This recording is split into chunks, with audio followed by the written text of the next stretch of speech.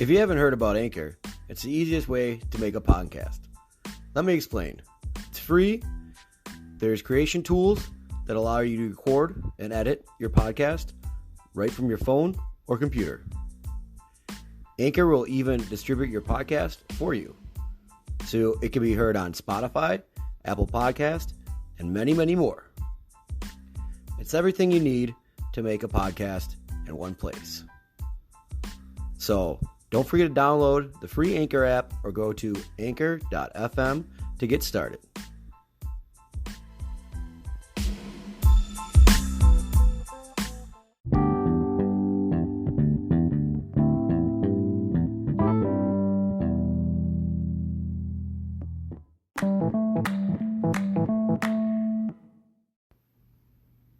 Hey, what's up? I am Tony Making Food Mata. Welcome to Season 2, Episode 2. Tony Talk, a modified view in the culinary industry. As always, I am simulcasting YouTube. Check out my YouTube channel, Modified Cooking, MATTAFIED, Modified Cooking. Type it in. You'll see my face. Like, share, subscribe, whatever you got to do. So that's that. Those are my links. Also on iTunes, or not on iTunes, I'm on iHeartRadio, Google Podcasts, and a bunch of other platforms for podcasting, which is kind of cool too. So today, the subject matter is going to be false resumes. So one of the things that we do in the kitchen, if you get to another level, a higher level, is you kind of have to have a resume, okay? And that's what it is. You have to have your resume. And I always say, whenever I interview people and doing my interviewing process, like, hey, send me a resume. Oh, well, I don't have one. If that's what they say, I don't have a resume. Well, take 2 seconds and make one. Just put up name, address, where you worked. I don't really care about the correct dates, what day it is. Give me a month. We're line cooks. We're not going to remember that. Just give me whatever month. Summer of 2017. Summer of the Joe. I don't really care. Just put something down, what you did. Don't be, I was a prep cooker, or put something like that down on there. Why? If you just ran the fry station, simply put, I ran the fry station, okay? We are going to interview you, and I'm going to interview you, and if you lie on your damn resume, it's going to come out. It's going to come out in the end, and you're going to end up probably getting fired because you lied on your resume. You gave a false resume. Why? Why would you do that? The kitchen is the last frontier to where you can actually lie because you're expected to perform this. If you say that you worked on a char grill, and I put you on the grill station, you better be able to cook New York steaks or work the char grill or understand how it flows. Don't just be like, oh, well, I never worked this. Well, you lied on your resume. Okay, why are you lying to the chef? That's strike one. Strike one. Okay, just give me a resume. Just something. That's what I want. Give me the right number, too, because I'm going to try to contact you. And please don't have Big Daddy Smoke 420 as your email address. Are you fucking stupid? Like, why? Why would you do that? Why would you have Big Daddy Smoke 420 or Big Booty Hose 86 or 69 or whatever as your professional email? Like, this isn't school. Like, just make it your name. Simple as that. Mine could be amata@gmail.com. Whatever. Okay? That's another thing. Please don't have any sort of stupid email. HR looks at that, and better believe if you do actually get hired and you cut yourself, you're going to Concentra and you're going to get terminated. Okay? So I need an actual number on your resume. I need an actual professional, email. No nicknames. If you go by LJ, then that's fine. Or Shay instead of Sean, or whatever. Tony instead of Anthony, that's fine. Just put your professional name on there. Makes kind of sense. And don't lie. If you worked the Garmo station, you worked the Garmo station. If you worked the pantry or the grill, you worked that. You worked the flat top. Because like in the interview, like I have to assess you. I have to assess how much I'm going to pay you. And you better believe it. If you lie on that resume, I'm going to call you out. And I'll be like, dude, didn't you say that you worked here and you did this and you did that? And then if you're like, oh, well, you know what? You suck. Why? Why would you even you're putting us through nonsense. I'm going to put you on the grill station because you said you worked on a grill station and then all of a sudden you can't work the grill station. Now you just fucked up the whole team because you're just being an idiot because you lied on your resume. And why? Why? My job as a chef is to teach, train, develop. Teach, train, develop you as a chef, as a culinarian, as a prep cook. If you don't know something, then you don't know it. Don't be too prideful. That's another podcast episode. If you don't know it, just say, hey, I don't know, chef. Yeah, I might be a little disappointed, but like I would rather have you not know than say you know, and then you try to execute it, or I give you a task and then you fail, and I say, hey man, I thought you said you knew how to do this, and then you're like, well, I don't know, it's kind of how I was gonna do it, and then you just mess up my product. So now you mess up my inventory, you mess up my product. I have to throw away some product that you were prepping because you were fucking being an idiot because you lied on your resume because I thought that you had this experience. Like, that doesn't make sense. It just doesn't make sense. So, you just, why? Just be honest. Be honest on your resume. So that goes into another thing of knowing your stuff. Okay? Let's say you do have a good resume and you were a grill cook or a saute cook and you were great and you know how to do some of these things, but let's say you've never grilled a whole fish on a grill, and I ask you to do it and you're like, yeah, I got it, but then you use not the correct spot on the grill. Maybe you don't put some oil down on it, then the scales stick to the grill, and then you can't give proper X marks on it. Maybe you don't put it on the hot spot and you put it on like a cool spot and it sticks, and then you give it to me or go to exit or whatever and it sticks, and then you got skin ripping off, on the char grill, and then you're like, well, I didn't know. And it's like, well, you said you knew how to grill fish. You in the interview, you said it. Well, yeah, but, no. Not like, yeah, but. It's either you know or you don't know. If I don't know, then I know. You know what I'm saying? So, like, geez. If you don't know it, then you don't know it. You maybe you've only cooked fillets. Okay? That's all you've cooked at the steakhouse. Yeah, you ran the steakhouse and all you cooked was fillets and you've never cooked a bone and ribeye. Okay, well, tell me that. Say, yeah, I've never really cooked that. And then I'm going to try to work with you. And I'm going to explain to you that, like, the part by the bone is not going to cook as fast as the part by the outside of the bone. Like, you got to finesse this. You got to work this grill. Like, don't lie. Just say, hey, man, I don't know. I am more than willing to help you out in my profession, in my kitchen, rather than cut you down. Like, I would rather just be like, all right, well, here it is. This is what you got to do. But if you lie to me on your resume and in the interview, and then you're just like, hey, I know how to do this, and then obviously you don't because you're a hack, get out of here. Get out of my kitchen. The kitchen is the last frontier. I don't know everything.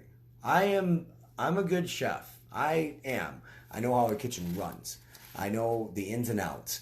I know if you're trying to, steal chicken tenders or make yourself an employee meal or, taking some raw shrimp and putting it in a courtesy cup, putting a glove over it, and then walking out. I know these things. I've been there. I've done that. So like I get these things. I know how a kitchen works. I'm not the best chef, but I know how it works. So I have to question myself a lot too. If I don't know something, then I don't know it. I'll have to Google search it or something. Over the course of these years that I've been cooking, 20 years, I know stuff. I can ramble off numbers in my head just because, it's like this is what I've been working with for so long. But if you don't know, then you don't know, and just like, hey, I don't know, Google search it. Like I said, that's like kind of like one of the things about being too prideful in one of the other podcasts later on in the season, being too prideful about stuff. But if you don't know, then don't fucking lie to me. I don't understand it. I don't like stuff like that. Just like really, really, really bothers me.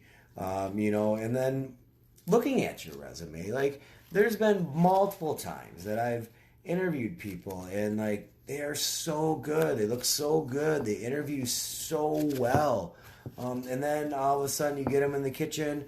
They don't get a Sandy bucket. They grab a bread knife to cut a tomato instead of a chef knife. They don't know how to sharpen something. Like all these things, like you may look so good on paper, but like when you come into the kitchen, you don't know. Like, I don't know. There's all sorts of different levels of cooking, and if you don't know, then you don't know, and like just learn, try to get better at your craft. It's taken me a very, very, very long time to get to where I'm at. That one book, Outliers, by that one guy, I forgot it, I have it over here. But he basically says that you're really not good until you put your 10,000 hours in on something.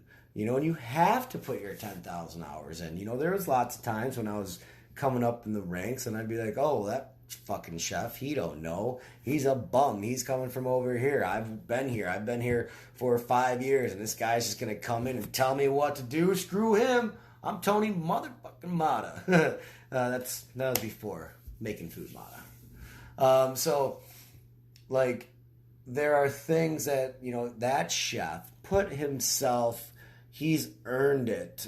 He has gone through the motions and he's put his 10,000 hours in. That's how he got himself elevated. And like, I didn't really realize that until I started elevating myself and like all these little tricks, all these little tips, being able to rattle off numbers, 3 teaspoons in a tablespoon, 128 ounces in a gallon, like there's stuff like that, little simple conversions that like you have to know. And like in the beginning, it's very hard, but you work your way up, and then you know these things, and then people start asking you for advice, and they start coming to you for some of these questions and these things, So like, it's just like, just don't lie on your resume, man.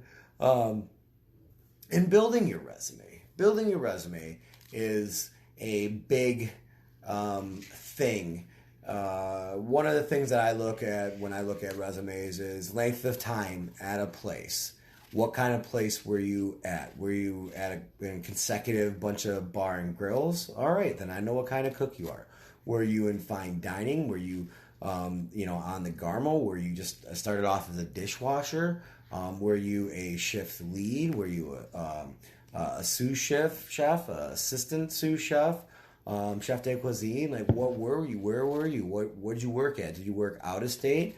All these things, like you want to build your resume to be more well-rounded. I always when I started off, it was Italian. Then I went into like banquets, and it was like mass production of banquets, and then I went to bar and grill. And then I bounced around from a couple of different bars and grills in my early infancy of cooking, which was like kind of good for me. It kind of like gave you a thicker skin, or gave me a thicker skin. So I had that. And then, the 10 years that I spent at Albert's on the Alley, that was like, a big like school of hard knock lives for me. And, that was good on my resume. And then after that, Tap, that was like another, like a high-end bar at at the casino, and that was like a different.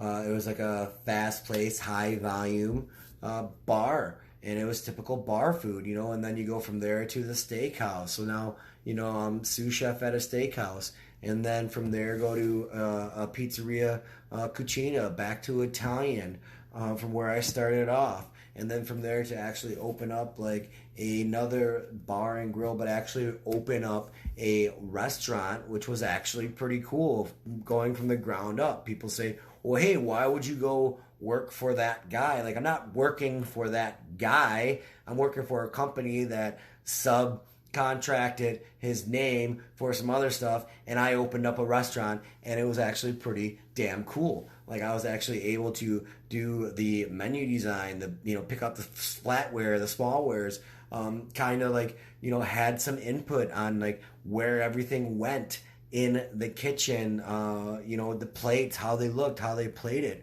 After we got rid of Chef Tight Pants over there, everything was great.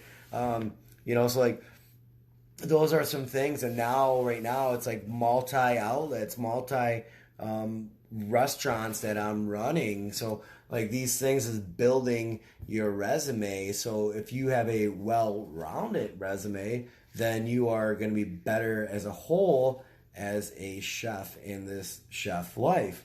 But the thing that really like makes me upset is that when people just lie. Why the hell are you lying on this? Like I said, you are going to get called out. And that, like I said, that goes into other things about being a hack chef. I've seen a lot of hack chefs, and I can't wait to that episode, because it's going to be pretty good. So that's kind of just like a little rant on resumes, lying on your resume. Don't lie in your interview, and damn it, when you come to your interview, be on time and don't smell like weed. Like, why? Why are you going to come to your interview in ripped jeans, smelling like weed? And yeah, you might have a great resume, but at the end of the day, I'm not going to hire you. I'm sorry, bro, but if you're going to come to me and interview with me smelling like weed and some ripped jeans or maybe some flip-flops on, or you're not going to be shaved, and like, no, like it's not going to fly. Because like, if you're going to come to your interview like that, and how are you going to present yourself on the line? How are you going to present yourself on my team if you're going to be like that? I don't want you on my team. Like, I'm trying to build the best team ever whenever I create any sort of team in my chefing career. So like, why are you going to come to your interview smelling like weed, and don't lie in your resume, because it is just stupid, and it makes no sense, because you're going to get called out. You are going to get called out so fast, and if the chef doesn't call you out on that, then I don't know about that chef.